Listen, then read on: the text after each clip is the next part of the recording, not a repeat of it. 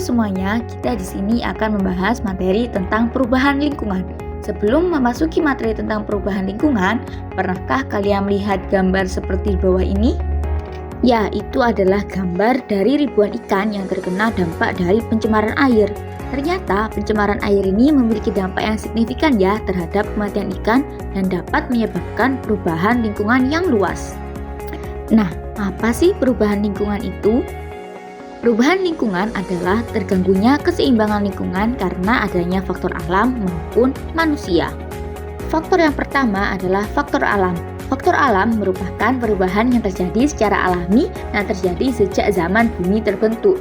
Contoh perubahan lingkungan akibat faktor alam adalah bencana alam seperti gempa bumi, tsunami, gunung meletus, kebakaran hutan, kekeringan, dan lain-lain.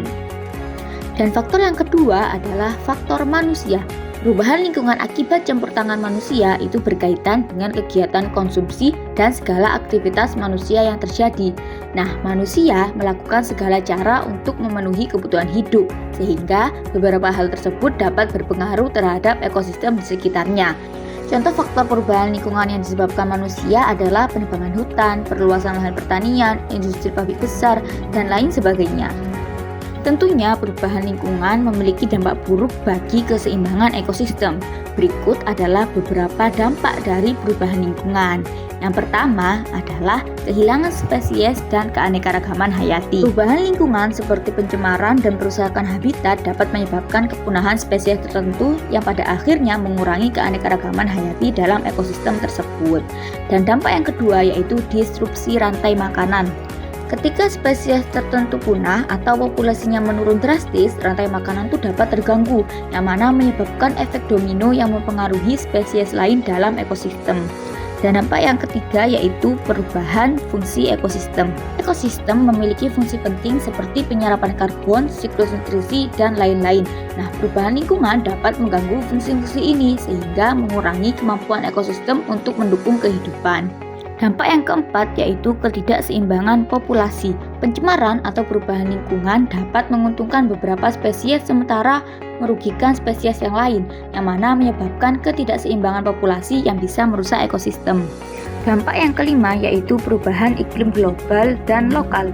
Perubahan lingkungan seperti deforestasi dan urbanisasi dapat mempengaruhi iklim lokal dan global, yang pada gilirannya itu dapat berdampak pada pola cuaca dan kondisi lingkungan lainnya, serta memperburuk ketidakseimbangan ekosistem tersebut. Dampak yang keenam yaitu kerusakan habitat. Pembangunan, deforestasi, dan aktivitas manusia lainnya seringkali merusak habitat alami, sehingga mengurangi ruang hidup untuk flora dan fauna, serta mengganggu keseimbangan ekosistem. Dampak yang terakhir yaitu penurunan kualitas air dan tanah. Pencemaran air dan tanah dari limbah industri dan pertanian dapat menurunkan kualitas lingkungan, sehingga membahayakan organisme yang hidup di dalamnya. Dampak-dampak tadi yang sudah dijelaskan menunjukkan betapa pentingnya menjaga keseimbangan lingkungan melalui upaya pelestarian, pengelolaan sumber daya alam yang berkelanjutan, dan pengurangan polusi untuk memastikan bahwa ekosistem tetap produktif dan stabil.